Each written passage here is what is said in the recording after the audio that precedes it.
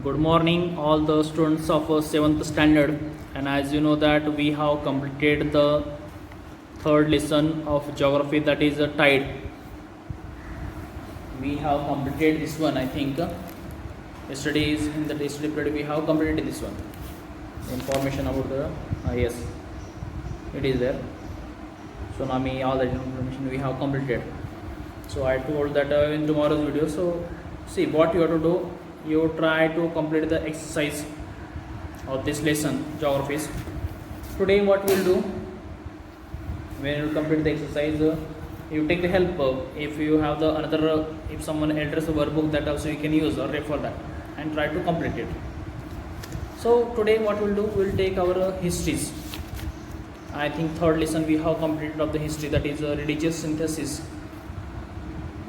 And today we will try to learn to go toward the fourth lesson of history, that is Maharashtra before the time of Shivaji Maharaj. This lesson we will see history, lesson number 4, page number 14, Maharashtra before the time of Shivaji Maharaj.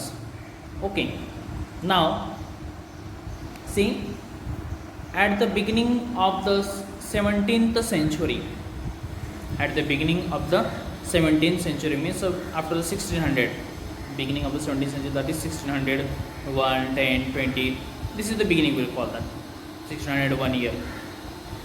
Like same way, see there, at the beginning of the 17th century, see, most of the territory in Maharashtra was under the control of Nizam Shah of Ahmednagar and Adil Shah of Bijapur. So most of the territory from the Maharashtra, if you see the Maharashtra territory or the Maharashtra state there, so most of the part of the Maharashtra was under the control of Nizam Shah of Ahmednagar. In Ahmednagar, Nizam Shah, he was there.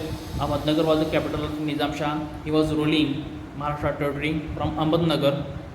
And Adil Shah of Bijapur, Bijapur's Adil Shah. Bijapur is the capital of Adil Shah's kingdom there in Karnataka. So Nizam Shah and Adil Shah, these two rulers, they were ruling the Maharashtra before the time of the Shivaji Maharaj or in the beginning of the 17th century. Nizam Shah and Adil Shah, they were ruling that. The Mughals had entered Khandesh. Mughals, they had entered the Khandesh there. Mughals from the north, they entered up to the Khandesh, northern side there, Maharashtra only. They entered there. Their objective was to expand their power in the south. And what was the main objective of that Mughals? That is to expand their power, to expand their empire in the south. Mughals from the northern side, from the Delhi, they came toward the south. They came to the Khandesh. Their empire was up to the Khandesh, and they wanted to expand their power. They wanted to expand their kingdom in the south. And the south territory of the Maharashtra's territory was under control of Adil Shah and Nizam Shah there. There were settlements of Siddhi peoples who had come from Africa along the coastline of the Konkan. In the Konkan region, south, means if we say that west part or the Maharashtra's western part, there the Siddhi people, they were there. So there were many settlements were there of the Siddhi people who had come from the Africa, and the Siddhi people, they came from the African continent. They set up their their village, their area into the Konkan region. That so Siddhi people, they were settled down into the coastal line of the Konkan. The competition and conflict among the Portuguese, the British and the French and the Dutch who had come from the Europe was getting intense during this period. So in the Konkan region, not only the Siddhi people there were from Africa, so there were the Portuguese came and settled down, Britishers, they came and settled down, French people, they came and settled down, Dutch people also came and settled down into the coastal region. So who had been from all these people, they had from Europe except the Siddhis there. So there was a lot of competitions, stiff competition among them to capture the market from the markets for the trade from the Maharashtra there, or from the India there. So these European traders there, Siddhis also there.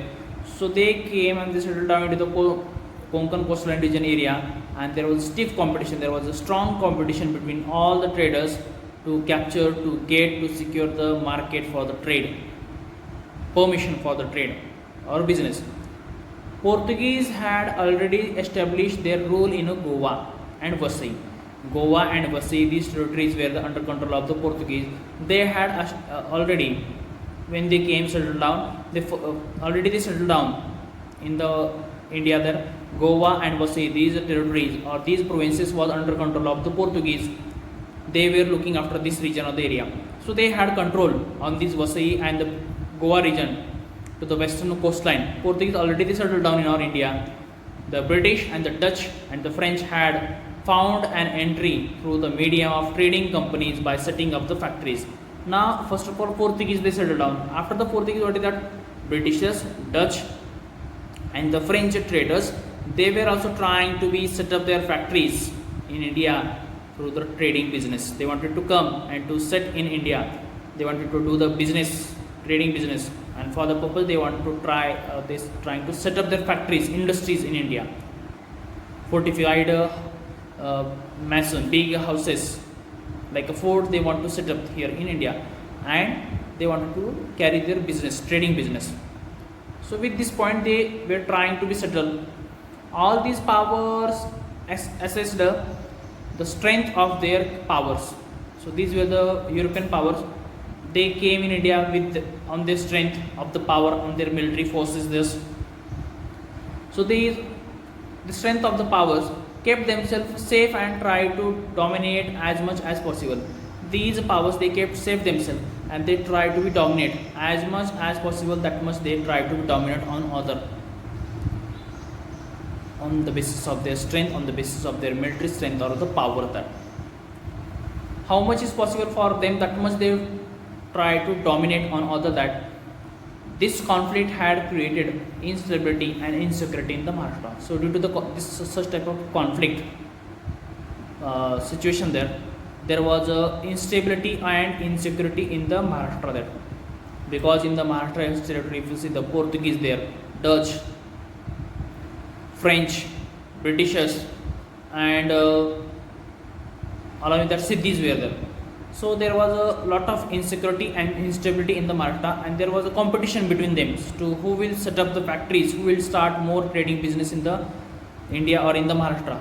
So insecurity and instability there in the Maharashtra there. These different people from the European were called as a Topkar. They were the Europeans, different peoples were there. So they were called as a Topkar on the basis of their customary headgear, their dressing style and the cap they were wearing that. So these people, European people, called Topkar. Topkar also we can call as a Topkar also called Topkar.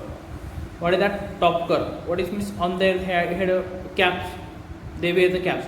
So they called as a Topkar there. In Marathi it is Topkar. Because why they called as Topkar or Topkar? That is because of their customary, because of their dressing style. That they were European, their dressing style was different, and on their head cap was their hat. So called that Topkars. So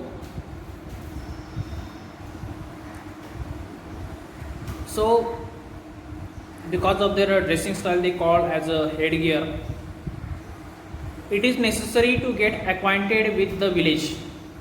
It is important for us to be acquainted to understand the village. Village was also called as a Mauja. Village was called as a Mauja. Kasba and Pargana to understand the nature of the settlement in that period. Kasba and Pargana.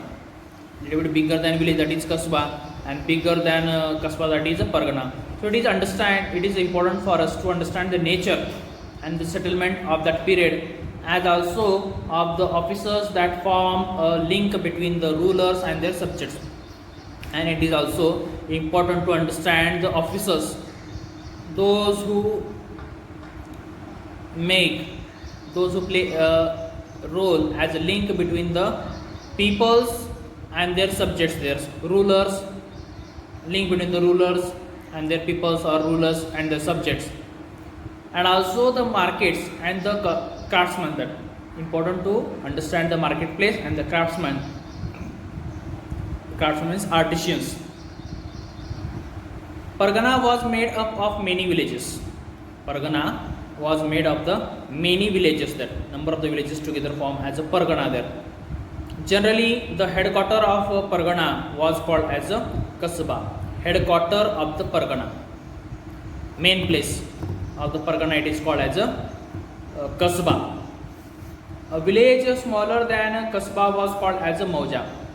A village smaller than a Kasba. If the village there it is smaller than Kasba, that village is called as a Mauja. Let us get acquainted in a brief with the village, Kasba and Pargana respectively. So we'll try to understand the concept in detail. The difference between the Mauja, Kasba and Pargana in a proper way or in a sequence there. So what is the difference? That smaller, that is a Mauja, little bit bigger Kasba, and again more bigger, that is a Pargana. So smaller, bigger than a Mauja, it is also called as a village, and bigger than village is called as a Kasba, and bigger than Kasba is called as a Pargana. This was a concept at that time.